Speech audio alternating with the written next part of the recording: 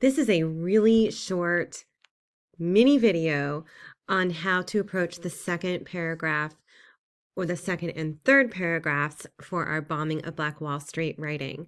And so what you want to do is take the second part of the thesis. How does the author use descriptive language to deliver the main or central idea of the text? And then instead of saying the first way on your graphic organizer, you would say like another way or the second way. Another way the author uses descriptive language is to, this is what you did for the first paragraph. For the second and third paragraphs, you're going to do is to develop and deliver, or something like that, right? The main idea at the end of the text. Now, the video that I just published goes into depth about how we identified the main idea in the article and how to put all this essay, all the essay pieces together. What we want to do is just talk about how we're going to find this main idea. Where do we take our quote from for the second and third paragraphs? So we're going to go to Google Classroom. I did post this article on there in case you forgot it at home, but you also have it as well in your notebook. And we know that the main idea for this article comes at the very end. And so like the last two paragraphs and really kind of beginning even with suppressed history, and go back to the video that I just made so you can get a sense of like what that means and what we're talking about here. But if we know that the main idea is at the end of the text, we're going to want to look for our second paragraph quote, maybe somewhere near the middle to the end of the text. I know that a lot of people are dealing with like finding a quote in paragraphs 10 through 15.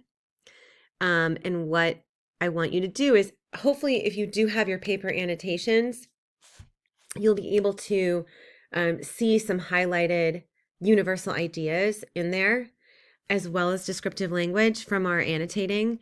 And like if I'm looking now at paragraph 10, I see, I don't have my glasses on, so it's actually very hard for me to see it, but I know it's here. I see emotional impact. I see, then in paragraph 11, I see denial, right? And I know a lot of people are writing about and they're thinking about denial. And what I suggest is anytime you come across a universal idea or a word, that you plug it into your computer and you're going to take a look at, okay, what other similar words do I find? And I see contradiction, rebuttal, counterstatement. And then I ask you, like, when you are denying something, what's happening? Think about a life experience where you have denied something, or maybe you're trying to convince a friend of something and they are denying something. So what really goes into denying or being in denial, and thinking through that and then applying it to what you know of the text. And so in paragraph 11, who's in denial, right? And why?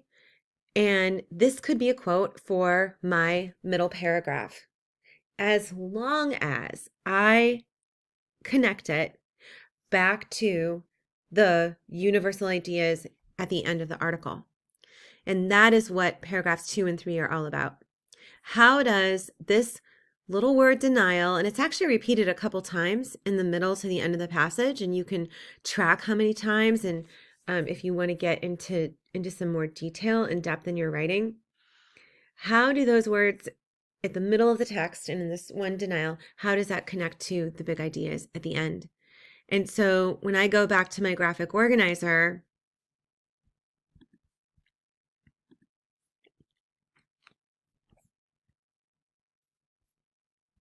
I am looking at a quote that maybe contains the word denial in it.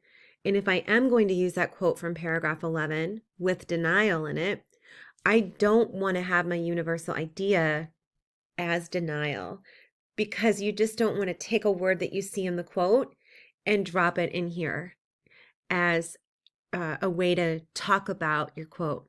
You want to come up with your own original claim about what you feel this quote is about.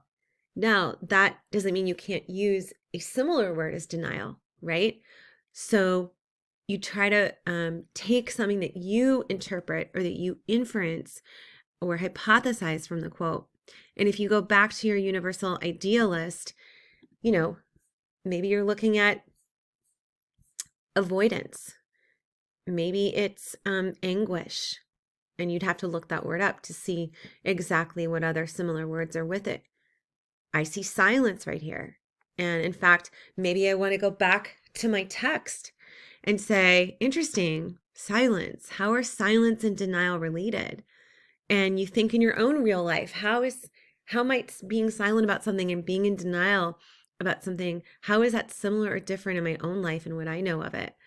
And that's what reasoning is. It's then, obviously, you're not talking about your own life, but you're connecting it back to the text. And one trick to make it about the text is to just slide in some specific details from the text.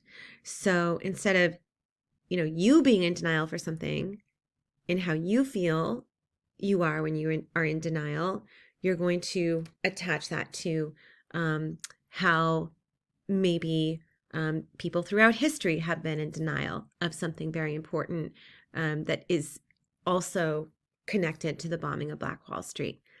Maybe it's denial of equality or fairness or morality or what's right or wrong. All right. So I wanted you to be clear on how we are working through the second and third paragraphs. For that very last paragraph, if we know that the main idea is at the end, then I would go to that end and look at the universal ideas that you are finding at the very end. And I would find a universal idea here that matches the ideas that you are finding in your reading. Let me know if you have questions, and we'll take it from there.